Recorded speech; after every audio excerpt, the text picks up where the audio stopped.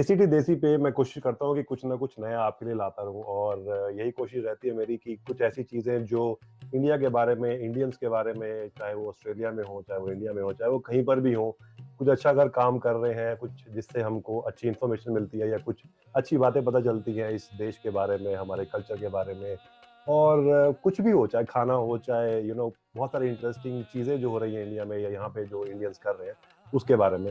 तो आप अगर देख रहे हैं मेरे हाथ में ये किताब है, और ये किताब है, इसका नाम है पोएम्स ऑफ राजस्थान, और इसकी जो लेखिका है वो, उनका नाम है सुप्रिया सक्सेना। और इस बुक को मेरे हाथ में आने में थोड़ा सा टाइम लगा, बिकॉज ये इंडिया से शिप होके आई और कोई कैनबरा आ रहा था, तो मैंने कहा कि प्लीज़ ये बुक मेरे लिए ले आइए, बिकॉज ये मेरे एक बहुत अच्छे फ्रेंड की किताब है जो पहली बार उन्होंने किताब लिखी है, और जिनका नाम मैंने आपको बताया, सुप्रिया सक्सेना। और ये बुक जिन्होंने इसका फॉरवर्ड लिखा है उनका नाम है रीमा हुजा, जो राइटर, हिस्टोरियन एंड आर्कियोलॉजिस्ट हैं और बहुत प्रोमिनेंटली जानी जाती हैं इंडिया में इस सर्किट में। मैं एक फॉरवर्ड से कुछ लाइंस पढ़ना चाहूँगा before I introduce Supriya to you, और वो लाइनें कुछ इस तरह से हैं। Her lens seems to be taking in the past and peopling it with the shadows of what once may have been, with more than a tinge of nostalgia. She is writing about and celebrating, mourning and commemorating, or simply nostalgically recording that which has been and is passing our guests even as we recorded. बहुत high level की बात लगती है, लेकिन मैं इसे ये कहना चाहता हूँ कि रीमा हुजा जो कहना चाहती है इस फॉरवर्ड में, वो ये कहना चाहती है कि जो सुप्रिया ने इस छोटी सी पतली सी किताब में जो पोएम्स लिखी हैं वो इस बुक की थिकनेस पे ना जाए, इस बुक के अंदर जो कंटेंट है उसके ऊपर जाए। तो विदाउट एनी फर्दर डू, मुझे पता है कि मैं बहुत बड़ा लेखक या राइटर नहीं हूँ, तो मैं उनको बुलाना चाहता हूँ जो जिन्होंने ये किताब लिखी है, और उनका नाम है सुप्रिया सक्सेना। आज हमारे साथ ज्वाइन कर रही हैं इंडिया से ऑन एसीटी देसी। Welcome Supriya. Hi, Vikas. Thank you very much. I'm very grateful to your radio station, to your viewers for giving me an opportunity to be here. बहुत आभारी हूँ आपकी कि मेरी बुक के बारे में आज डिस्कशन हो रहा है। ये बुक कुछ स्पेशल है, इसके बारे में थोड़ा सा हम बात करेंगे, लेकिन हम पहले थोड़ा जानना चाहेंगे कि सुप्रिया सक्सेना कौन है। अगर आपको बताना हो हमारे दर्शकों को या लिसनर्स को जो एसीटी देसी सुनते हैं इंडिया में, ऑस्ट्रेलिया में या कहीं पर भी जहाँ पर ये ब्रॉडकास्ट या ऑन डिमांड सुना जाता है, सुप्रिया सक्सेना कौन है? Um, मेरा जन्म हुआ था नॉर्थ इंडिया में। I was born and brought up in Kanpur in Uttar Pradesh. And a lot of people ask that Kanpur में जन्म हुआ, कानपुर में बड़ी हुई, और मैं अभी करेंटली पिछले 17-18 सालों से मुंबई में रह रही हूँ, नवी मुंबई में स्पेसिफिकली। तो लोग हमेशा पूछते हैं कि राजस्थान क्यों। So I'll just give you a quick overview of that. Yeah, I was born and brought up in Kanpur. एक फैमिली से हूँ जहाँ पे लिखाई पढ़ाई को बहुत महत्व दिया जाता था। We were all like 7 sisters, three brothers amongst our cousins, and all of us have an inclination towards reading quite a bit. हम सबको लिखने पढ़ने का शौक था। हमारे पेरेंट्स ने उसको प्रोत्साहन भी बहुत दिया। स्कूल्स भी ऐसे मिले, मैं सेंट मेरीज कॉन्वेंट से थी जहाँ पे टीचर्स इतनी अच्छी थी मेरी। In fact I have dedicated this book to my teachers as well, कि एक वो पढ़ने की आदत बचपन से रही। हिंदी भी और इंग्लिश भी। इंग्लिश लिटरेचर स्पेशली मुझे बहुत पसंद थी, बिकॉज उस टाइम पे हम जब स्कूल में थे तो Victorian literature, Victorian English was very popular. It still is popular, and वो सब पढ़ के बड़ी हुई।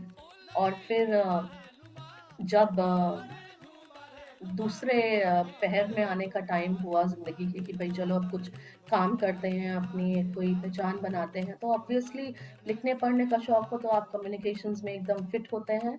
सो I started my career as a public relation communications professional, and the journey has not stop till then. Parallelly मैं बहुत travel करती थी पहले, अभी भी करती हूँ। और पहले अकेले करती थी. Now my husband and I, we both like to travel a lot, and I have been to the remotest parts of the country in India, stayed in villages, experienced the life. मुझे village tourism बहुत पसंद है. At one point, government of India was promoting it quite a bit. They still do, yes. So उस तरह से मुझे बहुत ही अच्छा मौका मिला कि मैं जाके किसी भी दूसरे स्टेट के गांव में रुकूं, उनकी इंडिजिनस लाइफस्टाइल को एक्सपीरियंस करूं. होम स्टे लेती थी मैं. So in that phase, I think Rajasthan clicked quite a lot with me. तो इसमें इसमें बहुत मैं यहाँ पर रोकना चाहूंगा क्योंकि ये क्वेश्चन है मेरे पास दिमाग में, क्योंकि आप फ्लो में हैं, तो मुझे पता है कि अगर ये मैं क्वेश्चन अभी नहीं पूछूंगा तो वो निकल जाएगा या छूट जाएगा. तो क्वेश्चन ये है कि आपने अपने इंट्रोडक्शन में लिखा है कि it could be true that in my previous birth I was born and lived in Rajasthan. So what do you think, Rajasthan में, चलो मान लेते हैं अगर राजस्थान में आप पैदा हुए थे आपके पुराने जन्म में, क्या लगता है आपको कि आप क्या थे, क्या पैदा हुए थे राजस्थान में? वो हाँ, एक बोलने का तरीका है, क्योंकि मैं जब भी जाती हूँ राजस्थान, ऐसा लगता है जैसे कि वो जगह, वहाँ की वहाँ का रेगिस्तान, वहाँ का खाना, वहाँ का पहनावा, it just resonates so much with me. मैं उससे इतना ज्यादा रिलेट कर पाती हूँ कि मुझे लगता है कि शायद मैं पहले यहीं पे रही होंगी. रानी पिछला थी कोई, रानी ऑफ मेवाड़ या रानी ऑफ... नहीं नहीं, मैं कोई रानी नहीं. शायद मैं शायद कोई बंजारन रही होंगी जो रेगिस्तान में घूमती रहती थी. क्योंकि मुझे वहाँ की बाजरे की रोटी पसंद है. ये नहीं कि मुझे कोई महल में रहने का शौक है या कुछ. वहाँ का जो आप सरप्राइज होंगे कि राजस्थान में भी सरसों के खेत हैं, बहुत लोगों को नहीं पता. तो मुझे लगता है कि मैं कोई बंजारन रही होंगी, या मैं खेती करती होंगी, मैं किसी गांव में रहती होंगी. चलो ये जर्नी को, चलो जर्नी को क्योंकि थोड़ा मैं, चलो जर्नी को यहाँ पॉज करते हैं, क्योंकि बंजारे की जर्नी को पॉज करते हैं और लोगों को एक अच्छा सा गाना भी सुनाते हैं, क्योंकि ये शो जो है जिसमें हम एसीटी देसी में हम बात करते हैं, आप जैसे और बहुत सारे जो लोग कुछ अच्छी चीजें कर रहे हैं, तो ये शो है, इसमें थोड़ा गाना भी हम डालते हैं. तो गाने के बाद हम वापस आएंगे और ये बंजारे की जर्नी को फिर आगे लेके जाएंगे और बात करेंगे ये जर्नी अब कहाँ पे है, और इस बुक के बारे में जो पोएम्स ऑफ राजस्थान है, जो पर्सनली मैं ज्यादा बुक रीड करता नहीं हूँ और मेरे व्यूअर्स और ऑडियंस जानती है कि I am very extempore person या किताबों को पढ़ने का ज्यादा शौक नहीं, बट ये किताब मैंने पूरी पढ़ी बिकॉज ये पतली है, लेकिन इसके बाद बारे में जब मैं राजस्थान के बारे में जानना चाहता हूँ, जो कि मुझे बहुत पसंद है, तो मुझे बहुत सारी चीजें और नहीं पता चली हैं, और आपको भी पता चलेंगी बहुत सारी नई चीजें. अगर आप जानना चाहते हैं तो आप ये बुक बाय कर सकते हैं अमेजोन पे पोएम्स ऑफ राजस्थान, सुप्रिया सक्सेना के नाम से. आप कहीं जाइएगा नहीं, मैं बस यूं गया और यूं आया सुप्रिया के साथ, और थोड़ा सा जानकारी लेंगे बुक के अंदर क्या क्या है. आप है मेरे यानी आपके अपने देसी आरजे विकास के साथ, और ये है ACT Desi poems of Rajasthan special. Break पे जाने से पहले आपने मुझे बताया कि राजस्थान में अगर आपका बर्थ हुआ होता तो आप कोई रानी नहीं, कोई रजवाड़े से नहीं, एक बंजारन होता. तो अगर बंजारन की दृष्टि से या कहते हैं कि नजर से ये किताब बनी है, आप ये कहना चाहते हैं? नहीं, ऐसी बात नहीं है. बंजारन की दृष्टि से ये किताब नहीं बनी है. ये किताब एक मिश्रण है. It's an amalgam of a lot of thoughts and experiences that I had in Rajasthan. So while traveling through, it's not just villages, of course, that I traveled to, because there are many places in Rajasthan which one sees as a tourist. एक tourist की तरह हम जाते हैं तो देखते हैं कि ये 4 जगह हैं इस सिटी में देखने के लिए. बट जब आप एक ट्रैवलर की तरह ट्रैवल करते हैं तो आप उन 4 जगहों को ही सिर्फ नहीं देखते, बल्कि आप वहाँ की लाइफ को एक्सपीरियंस करते हैं. You see beyond the buildings, beyond the architecture.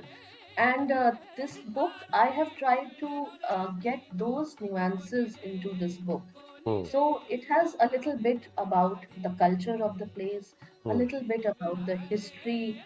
It's got writings about the women of Rajasthan, about the food, the current culture. It also has some personal experiences I had with some people over there, which Definitely. also reflects on the culture, the of the place, and वहाँ के लोग क्या feel करते हैं, कैसे जिंदगी है उनकी. So there is a lot about shopping in वो तो मुझे Rajasthan. पता है, One of the शॉपिंग वॉपिंग तो आपको शौक है. I know you because a little background about us. Supriya ने आई थिंक अपनी कम्युनिकेशंस की जो जर्नी है वो स्टार्ट की थी, और तब मैं उसके अर्लियर पार्ट में I was we were together, we were doing, we were working in this organisation back in Mumbai. I think it was 2007, and then you yeah, were fresh that's out right. of of your ALP, and you started your journey. So this is how I know Supriya for so long, and I know that journey from 2007 to 2023 now. Seems like an eternity. बहुत time हो गया है, but we've been in touch. मुझे ये एक बात पूछनी है, जितना मैं आपको जानता हूँ मुझे ये पता है कि एक टाइम पे आपने एक ग्रुप बनाया था, किसी शायर की गजल या ऐसे कुछ, एक फेसबुक का ग्रुप था. वो क्या ग्रुप का जी नाम था, जी. है ना, ऐसे किसी कुछ था? शायर की गजल. करेक्ट. तो मेरा क्वेश्चन उससे ही लिंक्ड है कि एक फेसबुक पे था, और मैं भी कभी कभी अपने एक्सटेम्पोर ऐसे कुछ कुछ लाइनें डाल देता था. But it's very hard to write poems, like शायरी लिखना. आई मीन मेरे को लगता है कि एक तो उसको राइम करना, एक तो उसको वर्ड्स, अल्फाज ढूंढना, और वो कॉन्टेक्स्ट में डालना, इमोशंस डालना, और पीस के वो एक 4-5 लाइन की एक चीज बनाना जो एक अपने में ही एक स्टोरी है, वो एक डिफिकल्ट टास्क है. तो आपने ये पोएम्स का रास्ता भी चुना, because you said that you loved reading, you read so many books.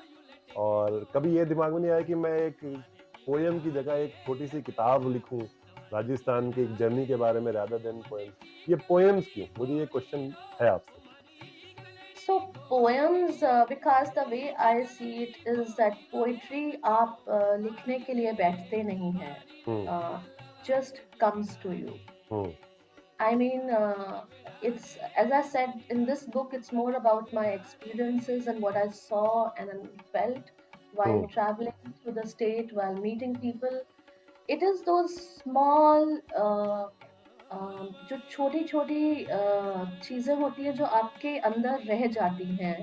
And then जब आप शांति से वापस आके बैठे हैं, या वहीं पे जब मैं बैठी हूँ, कॉफी पी रही हूँ, तो मुझे लगता है कि ये चीज एकदम अलग है. It just touches your heart, and then you want to scribble a few lines about it. And that is how, in my case, poetry is created. ये एक आपकी एक जी. पोएम है, Dilwara the Hamlet, page number 14 पे. बहुत बहुत ज्यादा जब मैं ये पढ़ रहा था तो मुझे जी. एक टाइम पे सडनली ऐसा फील हुआ कि it's so deep, like towards the end जब मैं पहुंचा ना पढ़ते पढ़ते, तो मैं वापस गया शुरू से पढ़ने के लिए, और फिर मैं दोबारा 2 बार पढ़ा, तो मुझे वो थोड़ा सा कनेक्शन इसमें लगा. एक और ये एक पोएम है, और एक दूसरी पोएम है जो ऐसे ही लिंक्ड है, वो है एक जयपुर का रिक्शा वाला. मुझे ये दोनों में बहुत डीप कनेक्शन नजर आता है, क्योंकि ये मैं कुछ लाइनें पढ़ना चाहता हूँ. इसमें इसमें इसमें आपने लिखा है कि story about human being struggles, and yet they are very content in their life. Like for example, this line जैसे बोलता है कि the Hamlet, a quaint abode of men, women, hyphen content, is heaven on earth, I am told. Then why does my heart bleed and leave me weepy-eyed? I pass by the deserted isle, where the last clay potter of the village, many summers of his age gone, today struggles to survive. ये जो connection है ये वाला, और एक जो last में आपने एक पोएम लिखी है जो है रिक्शा वाला ऑफ जयपुर, जिसमें ये पंक्तियां कुछ इस तरह से हैं कि आओ तुम्हें छोड़ दूं 10-20 रुपए दे देना, बूढ़ी आंखों से घूर कर उस झुर्रियों भरी शक्ल ने कहा था, ये रिक्शा ही मेरा जीवन है, मेरी सांसें रक्त और कण है, और ना कोई आगे ना कोई पीछे, कष्ट नहीं होता, ये है धर्म की लकीरें. रिक्शा वहीं रुकवाया, 2 पल उन्हें बैठाया, बुजुर्ग के लिए चाय का प्याला मंगवाया, जब बोले वह अपनी आप बीती, बेटा धर्म आसान नहीं. इसमें इतनी सारी चीजें आपने जो कुछ पंक्तियां जो लिख दी हैं, धर्म, फेथ, लाइफस्टाइल, स्टोरीज, और अपनी पर्सनल जो लोगों की स्ट्रगल्स हैं, और कैसे वो जीते हैं राजस्थान में, ये जो इसके बारे में कुछ थोड़ा बताओ. Also, it is a matter of how much you absorb when you are traveling. बहुत से लोग होते हैं जो ट्रैवल करते हैं बट वो अपने आसपास चीजों को देखते हैं बट उसको समझ नहीं पाते हैं. हम्म. That is one thing which I tend to consciously do, which is I always notice and things just register in my mind. These two poems, Vikas, actually relate to the changing times in Rajasthan or hmm. changing times in other parts of our country as well. You know, change is inevitable. You know, it happens. So this village, Delwara, was absolutely. It was one of the progressive villages. You know, there are toilets for women in every house.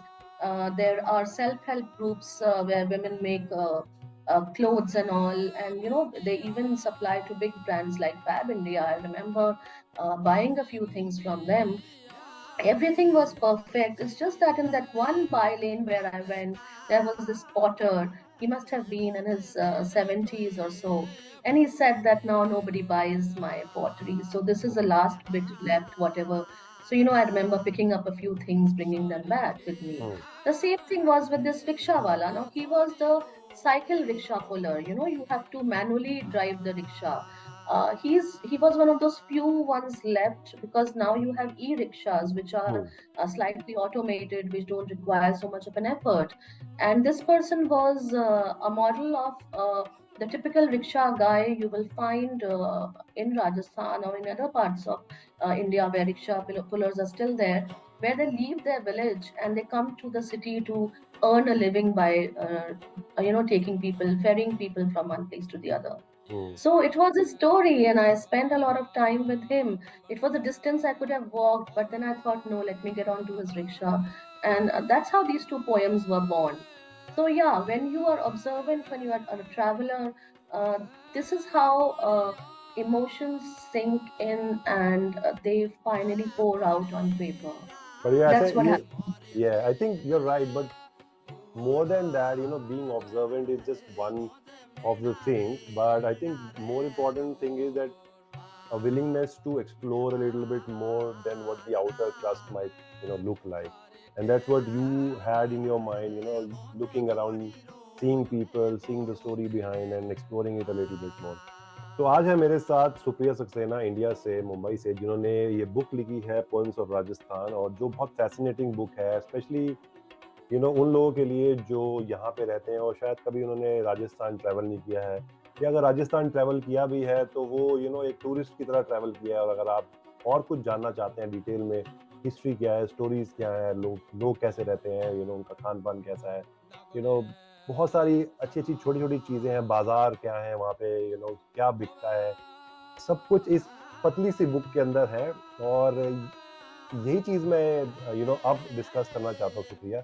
मैंने देखा ये जब मैं book पढ़ रहा था तो उसके अंदर बहुत सारे ऑक्सिलरी नीचे छोटी छोटी चीजें लिखी हुई थी कि आपने वर्ड्स यूज किए हैं। और चाहे अगर आप जयपुर के बारे में बात कर रहे हैं, चाहे आप दिलवारा के बारे में बात कर रहे हैं, चाहे आप मेवाड़ के बारे में बात कर रहे हैं, चाहे आप किसी भी शहर के बारे में बात कर रहे हैं, वहाँ की जो खासियत है, चीजें हैं, उनको आपने वो कोलोकियल लैंग्वेज जो कहते हैं हम, जो वहाँ की जो लैंग्वेज यूज होती है उसको यूज किया है, उसी तरह से यूज किया है, और फिर उसको एक्सप्लेन भी किया है नीचे, ताकि एक लेमैन जो शायद राजस्थान को ऊपर से जानता है उसको और अच्छे से जान पाए। ये जो थॉट है, ये बहुत अच्छी थॉट है, और आपने बहुत कंसाइज और बहुत कंस्ट्रेंड करके इसको इस छोटी सी पतली सी किताब में उतारा है। लेकिन जब इसको आप पढ़ लेते हैं तो आपको लगता है कि हाँ, मैं राजस्थान के बारे में बहुत कुछ अब जान गया हूँ। तो वो थॉट के बारे में थोड़ा सा बात कीजिए। हाँ, ये बहुत जरूरी था विकास कि हम किताब में जो वर्ड्स यूज किए हैं, it's a bilingual book. The most of the poems are in English but there are some in Hindi.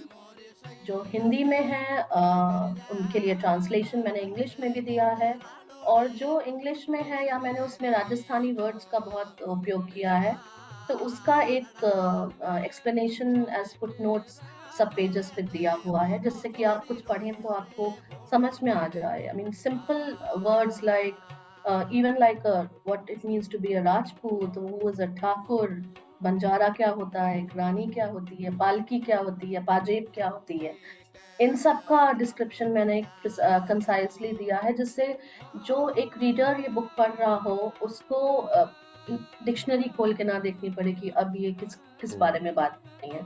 So it is like a little travel guide. That's why I call it to be a travel come leisure poetry reading, which is not very intense. It Right. has emotions and nuances, but it's not very intense where you have to think कि अच्छा सुप्रिया क्या कहना चाह रही है इसमें. पर जहाँ पे आप एक इंटेंसिटी की बात करते हैं, वहीं पे मैं कोट करना चाहता हूँ, 2 पोएम्स आपकी ऐसी हैं जो मुझे मिली, जो बहुत ही इंटेंस भी थी, मतलब intense in the sense human emotion एक one of the aspects I am talking about, but there is another aspect which is connected to human emotion, and that is the border. And जो एक दो कविताएं आपकी हैं, उनमें एक थी sand of Thar which is a desert, part of the desert which is in India, but it's a very big desert in Rajasthan. And then the second was desert wind. नाम से भी दोनों लिंक लगती हैं, बट इसमें जो एक आप कहना चाहते हैं वो कुछ और कहना चाहते हैं. वो क्या कहना चाहते हैं वो मैं जानना चाहता हूँ. So ये दोनों ही कविताएं, just give me a second, I'll open the other one. क्योंकि ये टॉपिक बहुत सारे आर्टिस्ट की लैंग्वेज में आता जाता रहता है, जिसको कहते हैं सरहदें, और इसके ऊपर एक बॉर्डर पे एक फिल्म भी थी, उसमें एक गाना भी आया था कि पंछी नदिया पवन के झोंके, कोई सरहद ना इन्हें रोके. तो आप क्या कहना चाह रहे हैं इसके अंदर? Well,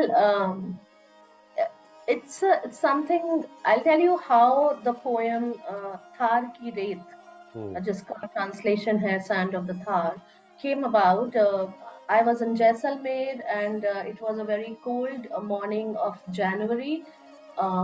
हम जिस जगह रुके थे सोनार किले के अंदर, वहां पे छत पे मैं बैठी थी और गरम गरम कॉफी और आलू के पराठे खाते हुए. And I was sitting alone for some time, and then my husband was with some other tourists who were there talking, and I was just looking at it. So सोनार किले से अगर आप देखें तो आपको पूरा डेजर्ट का एक दूर पे दिखाई पड़ेगा कि इसके आगे और कुछ नहीं है. So I was just thinking, sitting and looking at it and thinking कि इसके आगे क्या है. And then that is how this poem was born, where I thought that, at one point that was also ours, right? We were all one. So जैसे मैंने इसमें लिखा है कि इसी देश की मिट्टी उस देश भी है, लकीरों से रेगिस्तान न बढ़ता, ये पत्थरों की लकीरें किसी के सीने में हैं.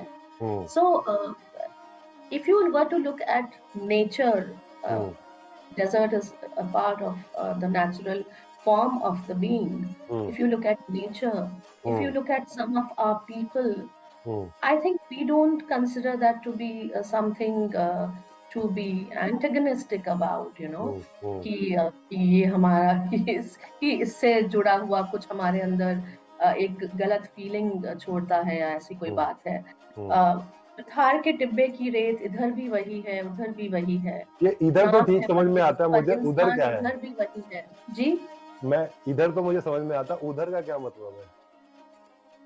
So I'm talking about across the border. So that is what it is. So as I said, that the landscape doesn't differentiate. It's the same kind of a grain of a sand. वही पेड़, वही prickly पेड़ आपको उधर भी मिलेगा जो इधर है. तो आप जो मेरी ऑडियंस और जो व्यूअर्स जो देख रहे हैं उनको मैं बता दूं, इधर मतलब इंडिया, उधर मतलब पाकिस्तान. तो वो कहने का मतलब है कि जो बॉर्डर से उस तरफ है, जो रेत स्प्रेड अक्रॉस होती है, जो टेरेन स्प्रेड अक्रॉस होता है, जो सुप्रिया ने नहीं बोला वो ये है कि हमारी जो कहते जहां ना पहुंचे रवि वहां पहुंचे कवि, और हमारी सुप्रिया जी वहां तक पहुंच गई थी. और हाँ, प्लीज कंटिन्यू. मैं बस ये बीच में बताना चाह रहा थोड़ा सा So the idea was that, when I was sitting and thinking, and I was like, yeah, okay, that land was also like ours. वहाँ की जमीन भी वही वैसी है, वहाँ की जो वेजिटेशन होगी, केर के पेड़ हैं वहाँ पे, थोर के कांटे हैं, वो सब भी वैसे ही होंगे. एक थका हुआ राही जो इंसान यहाँ पे डेजर्ट में अगर चल रहा है, रेगिस्तान में 3 किलोमीटर, उसको जैसी प्यास लगती है वैसे ही सरहद के उस पार भी जो चल रहा होगा उसको भी वही लगेगी. So hmm, I completely feel that nature doesn't distinguish, and some of us beings also, we don't distinguish between what is there across the border of a country and what is there on this side. So this poem was just born out of right. that. तो basically Same goes for the desert wind. जो basically भाव है कवित्री का वो ये है कि जो हमारे इमोशंस हैं हवा की तरह सरहदों को नहीं मानती. तो हमारे इमोशंस, जो हमारे भाव है, जो हमारे शब्द हैं, वो कहीं भी पहुंच सकते हैं. जैसे आप आज इंडिया में बैठी हैं और मैं ऑस्ट्रेलिया में बैठा हूँ, हम बात कर रहे हैं, सरहदें इन सबको नहीं रोक पाती. तो इसी तरह से ये जो यू नो जो हमने लाइनें डाल दी हैं, जो ह्यूमन बीइंग ने लाइनें डाली हैं, एक सब कुछ तो एक जैसा ही था, बट ये जो डिफरेंशिएटिंग फैक्टर है वो सिर्फ ह्यूमन बीइंग है. सो एनीवे, जी, आई उस थिंक समय वो जरूरी होगा, मुझे लगता है उस समय वो जरूरी होगा, इसलिए वो करना पड़ा.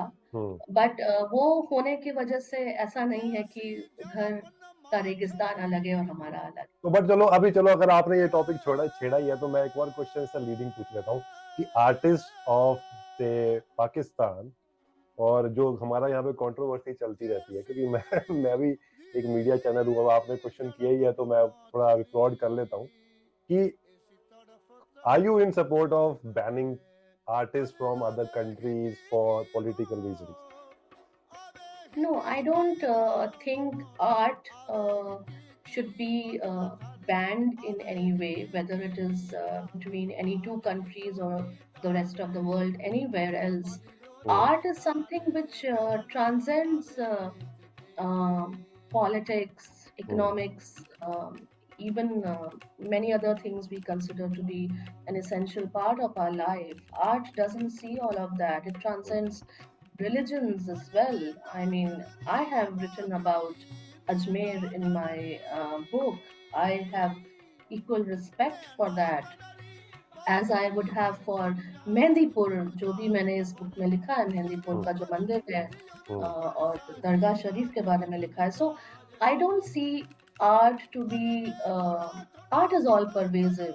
It doesn't look into these you know these things like कि मैं इधर हूँ border के या मैं उधर हूँ. चलो मैं Today we होप करता travel हूँ. across the world. Even if हाँ, you go to Europe and all, you appreciate the art there. You appreciate a Picasso. You don't.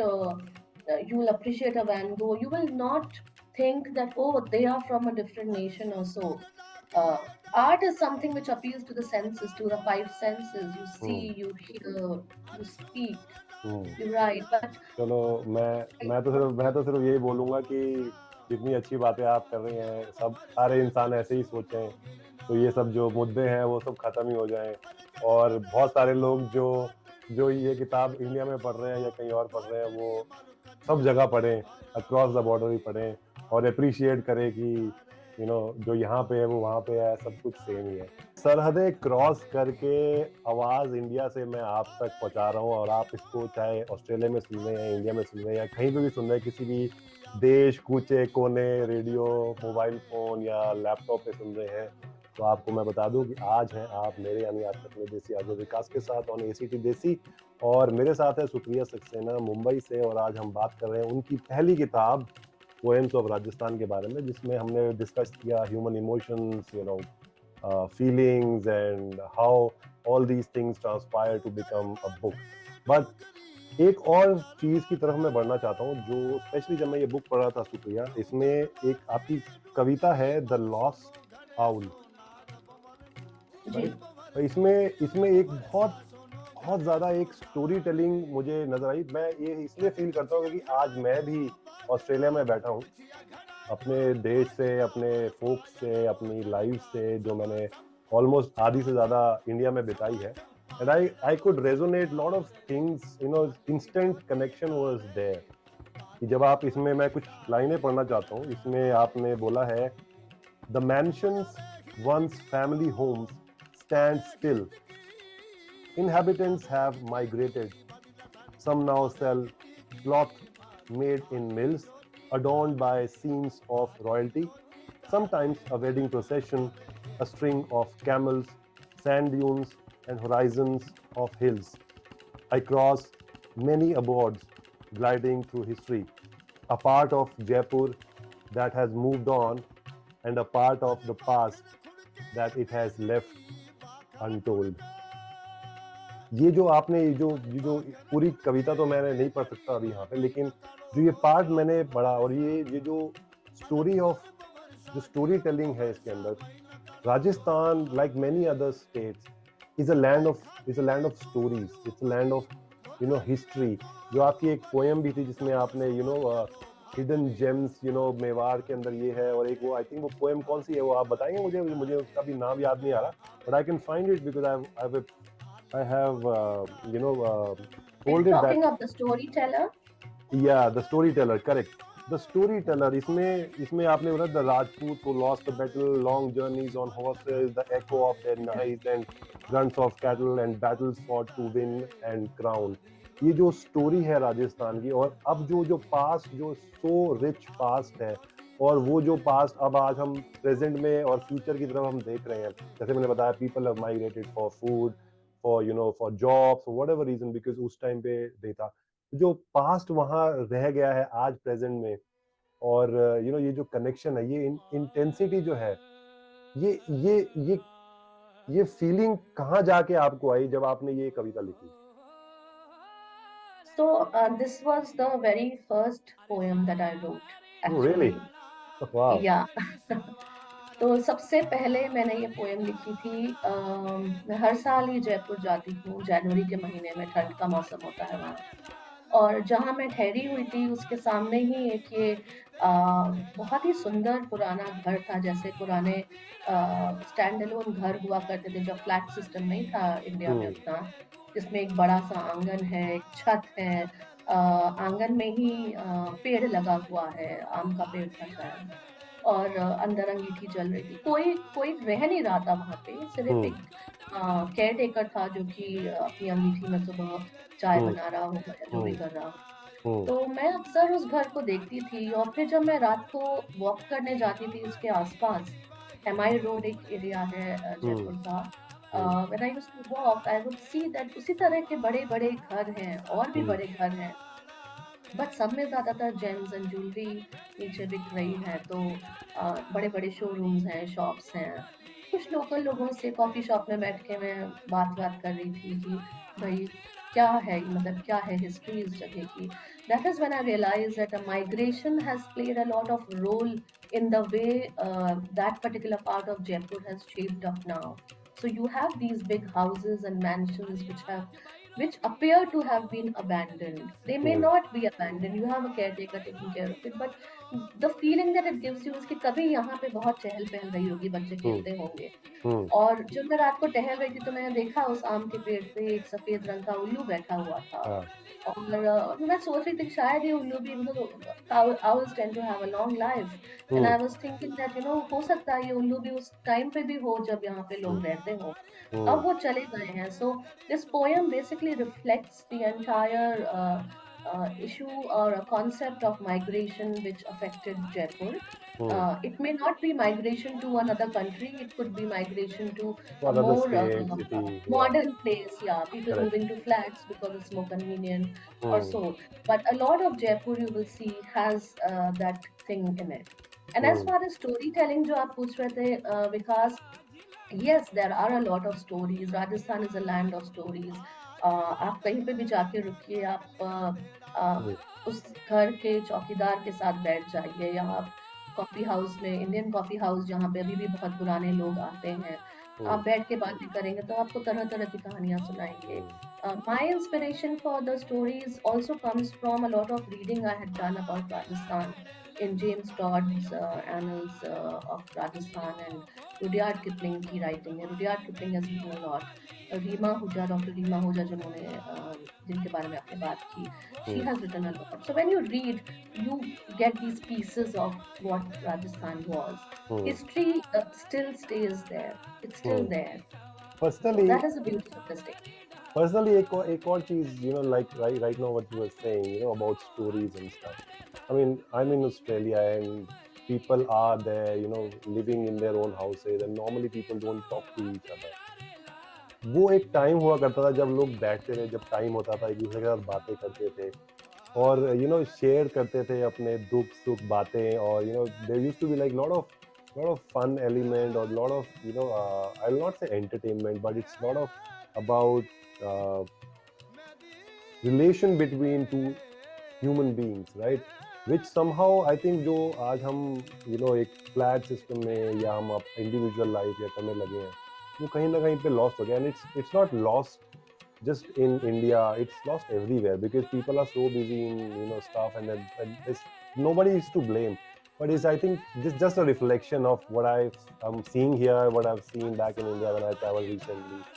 And people don't have time to connect with other person and talk about their stories. Coming back to your stories, आपने बोला कि मैं almost every year Jaipur lit fest में जनवरी में जाता हूँ। ये बुक लिखने में कितने लिट फेस्ट लगे? Literature festival, Jaipur Literature Festival is a very, it's like home now for me. It's not that the festival made me write the books, but the festival has played a huge role in providing that kind of encouragement. जो एक प्रोत्साहन आपको चाहिए होता है लिखने के लिए, जब आप फेस्टिवल में जाते हैं, आप तरह तरह के राइटर्स से मिलते हैं. I have met some of my most favorite writers and poets at the fest. It just keeps you engaged with your own self, that self of you which is interested in writing.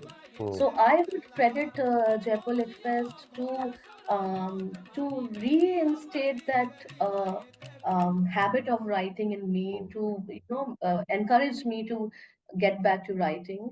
As far as this book is concerned, I wrote these poems between 2016 to 19, so it's a work of 4 years, and it came in bits and pieces. तो कुछ मैंने कहीं बैठ के लिखा, कुछ चीजें ऐसे, as Rima says, I tend to have a photographic memory.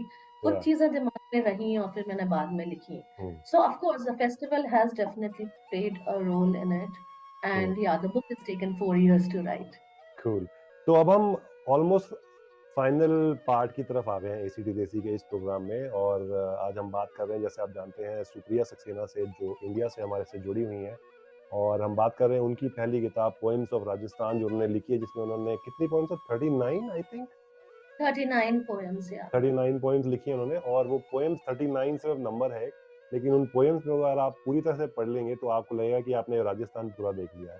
तो मैं ये मजाक नहीं कर रहा हूँ, ये बुक है और ये अमेजोन पे अवेलेबल है, आप जाके चेक कर सकते हैं. और अगर आपको नहीं मिल रही तो आप मेरे को अप्रोच कर सकते हैं, मैं आपको अपनी बुक लेन कर दूंगा, आप पढ़ सकते हैं, लेकिन आप जरूर बाय कीजिए, उससे सबका थोड़ा थोड़ा भला होगा. एनीवे, सो सुप्रिया, ब्रेक पे जाने से पहले मैंने बोला था कि हर एक जो राइटर होता है वो इमोशनल तो होता ही है, पर्सनल टच कहीं ना कहीं तो जुड़ा. जैसे आपने कहा कि मुझे लगता है कि मैं शायद राजस्थान में ही बॉर्न हुई थी पिछले जन्म में और कुछ थी, तो इसलिए मेरे को आपने वो कनेक्शन मिलता है. ये कुछ 2-3 पोएम्स मैंने पढ़ी आपकी, जो टाइटल है उनके grains of sand, Jaipur without you और अंडर द मूनलिट जयपुर. ये जो पोएम्स आपने लिखी हैं, इसमें मैं जहाँ आने की कोशिश कर रहा हूँ वो ये है कि इसमें एक बुक को लिखना एक इंसान लिखता है, लेकिन उसके सपोर्ट में बहुत सारे लोग होते हैं बैकग्राउंड में, और एक इंसान जिसका मैं नाम लेना चाहता हूँ उसका नाम है रोशन नेगी, जो आपके हस्बैंड, आपके पार्टनर है, जिन्होंने आपके साथ शायद बहुत जगह ट्रैवल किया है और ऑलमोस्ट हर बार ट्रैवल किया है, जिनका मेंशन आपने शायद इन पोएम्स में किया है, और बहुत अच्छे से वो निकल के आता भी है. तो कितना कितना क्या क्या वो टच था जिसने आपको इंस्पायर किया, जब आपने एक पोएम में, मैं याद नहीं आ रहा, आपने कई जगह लिखा कि I come back to you after absorbing all that is around me. Yeah, those are some personal experiences, because हम लिटरेचर फेस्ट साथ में अटेंड करते थे. अब जब भी हो पाता है करते हैं, वरना डिपेंड्स. तो वापस आके चाय पे शाम को फिर कॉफी पीते हैं, तो एक वो चर्चा होती थी कि भाई रोशन ने क्या सुना, which sessions he attended, which ones I attended, and we would have a discussion. So that is one thing. So one of the festivals I had gone alone, and so those are the things I missed, because coming back from the festival, then there was nobody to kind of talk to and discuss ki acha Twitter pe kya trend tha, which was a writer most right. talked about, what was the essence of this session, what did you hear? So So these that was, I poems, think, yeah. Jaipur. So that was, I think, Jaipur without you. Yeah, yeah. So I do talk about gulab jamuns, which he likes a lot. And, Right. yeah, How so much that. And part has he? secondly, How yeah, much part so has he? Sorry, I just to cut you so that you yeah. continue with that conversation. How much part has he played in the sense of being a critic to this book, being the first person to read your poems, or maybe not, and give his suggestions and feedback कि भाई इसमें कुछ ऐसा होना चाहिए था, नहीं नहीं वो एक ट्रिविया मिस कर दी तुमने, वो कुछ इंटरेस्टिंग कुछ बिट्स हैं आपके पास शेयर करने के लिए? Yeah, the interesting bit is कि उसको बहुत सी चीजें याद नहीं है इस बुक में कि अच्छा ऐसा हुआ था, हम यहाँ गए थे. He doesn't have So I photography think memory. he has been the biggest supporter on this book, and he has been a silent supporter.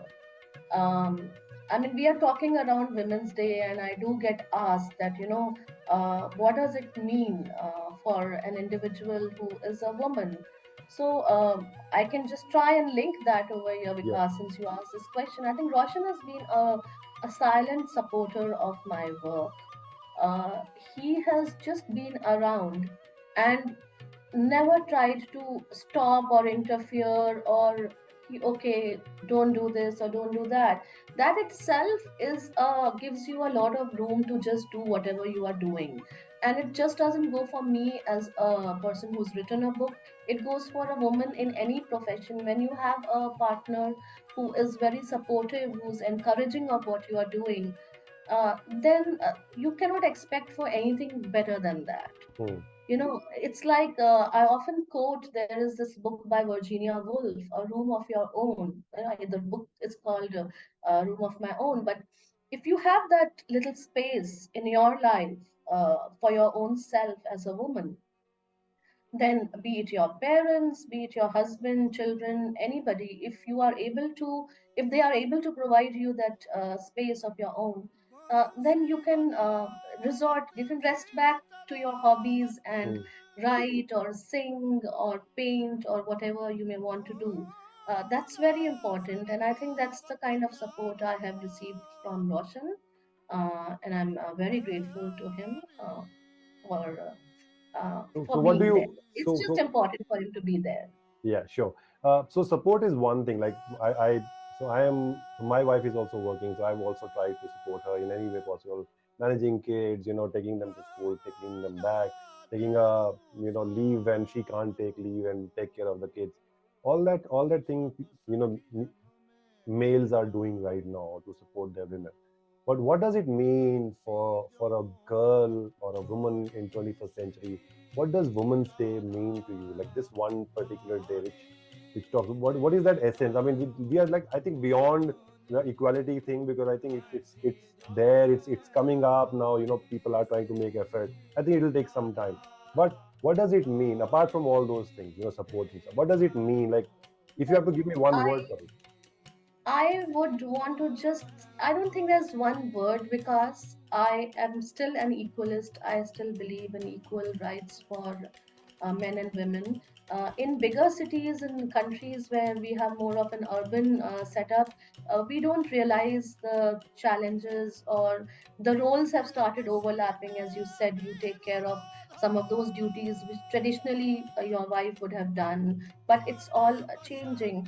But there's one poem in my book, it's called Paniharin. If you read that, you will realize that life in rural landscapes, places where living is not as easy, where conveniences are and comforts are not very easily available to women, that is when a stark differentiation comes into play.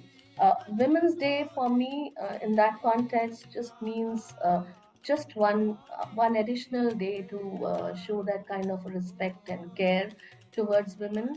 Otherwise, I feel we should have an equal opportunity based a system, a society where men, women, we all have, you have equally good writers who are men and writers who are women.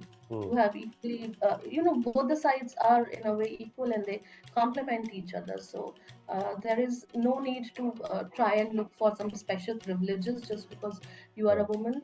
But yeah, in certain areas, as I said, this Panihar in this book, there are some differences which you'll see in certain places. But end of the day is just another day to What else है, right.